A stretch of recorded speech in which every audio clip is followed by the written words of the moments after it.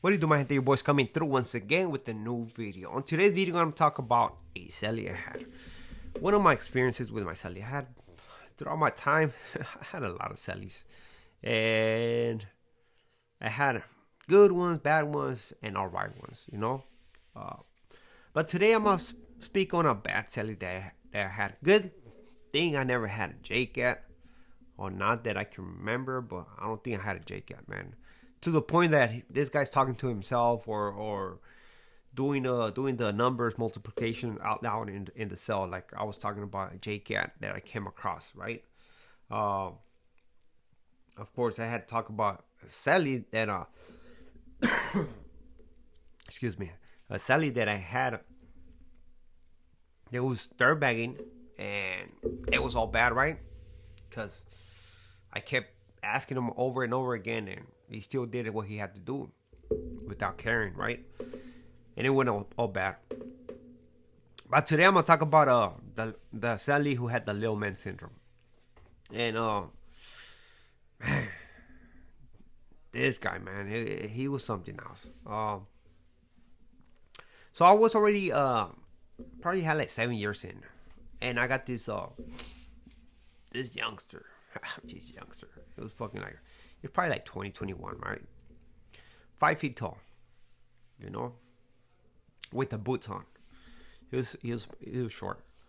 He was from Fresno. He came in with the little ducktails, and I was like, what the fuck? He had like little ducktail, but I'm like, whatever, you know. They opened the door, man. He came in, introduced myself. He went over there to put his property together and stuff like that. Eventually, we exchanged the paperwork, you know, to be cool. And yeah, conversation was cool, you know.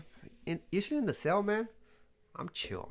I'm more. There's different types of Sally, man. You got the hardcore, you got the clown. I mean, I'm like a clown, chill individual. You know, I can joke around.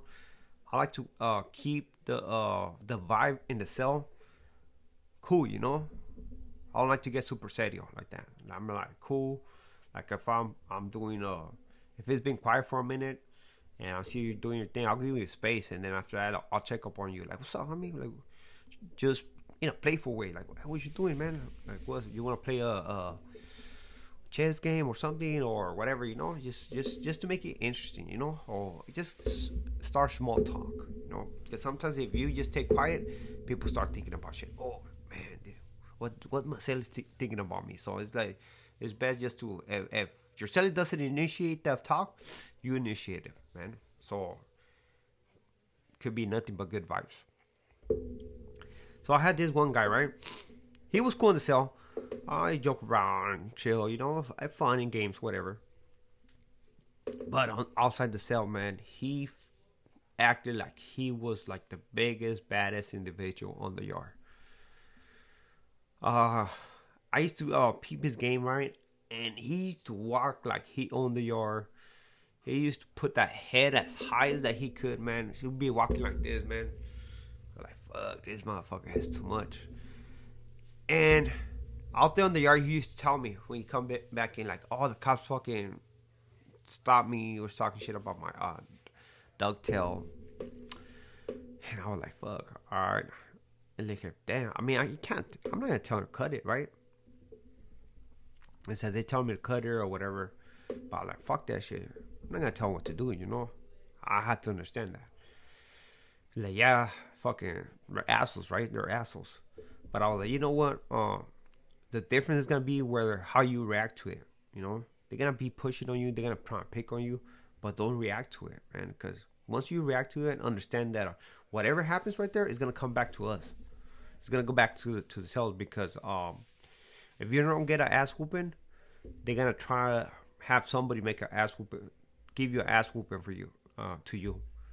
So either they're gonna go to your cell, try and hit the cell, or they're gonna hit the whole tier or the whole building, depending. So the guy like, all right, whatever. I said, look, man, just chill, kick back, don't bring heat to the house. That's all I'm asking. You're gonna do what you're gonna do, just do not bring heat to the house. We're cooking wine. We're doing shit that we're not supposed to do right here, and just put it this way. There's a lot of money involved right here, so please keep it down, man. Keep it respectful, and that's it. If they talk to you, man, just go with the yes sir, no sir, man. That's it, man. Because at the end of the day, you're gonna lose. So this motherfucker like, all right, whatever. So again, I'm like, all right. I thought he was gonna get it, right? Nah, man. This guy, the first time going to after the talk, the first time going to the kitchen, right? Walking to chow, he gets fucking hemmed up. They already know him by name already, man. So I'm like, fuck. And I'm not saying that my celly is not working with me. He was walking in front of me. I'm working with a couple homeboys, and I'm paying attention to my celly. So I seen him got hemmed up already, and I'm like, fuck. So I seen him hemmed up on the wall, passed by, and this motherfucker is just drilling. And my celly is just acting like fucking super badass, like mean muggy, like he don't give a fuck. I'm like, oh, this guy's too much, man. Like, what are you doing? And eventually they let him go. We went to the cell, and it was like, what's up? I mean, like, what happened? What was that about? They said, nah, they're just stripping on my pants because they were sagging. They're talking about my ducktail and shit. I'm like, look, man, I seen how you were acting. Try to keep it cool, man. Try to keep it cool, because not they gonna fucking get you, man. I'm telling you, we're gonna have an issue if they gonna come to the cell and and get her batch, or get something that they shouldn't take. We're gonna have a big problem, man. Please, man, just fucking chill, relax, my boy. Like, there's no need to fucking get super crazy to super level 10, And he like, it's alright, it's alright. I said, no, I'm telling you, we're gonna have an issue, man. Please.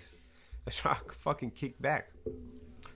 So this motherfucker, again, right now he's hot with the cops. He's hot.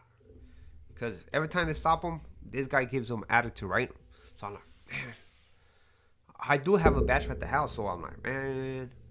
So sure enough, he goes again to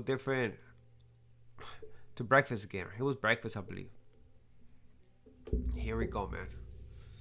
He goes in, he made it in, but when he's coming out, they hemmed him up again. Fucking search him, being all rough, and I'm passing. And this guy is just looking like he's the baddest, like he fucking just killed like 20, like unalive 20 people, man. And I'm looking at him, he's like, this fucking face, like he's a badass. I'm like, oh, this guy, oh, nah. And then the cops talking shit to him, right? And this guy just like not responding, like not acknowledging the cop, right?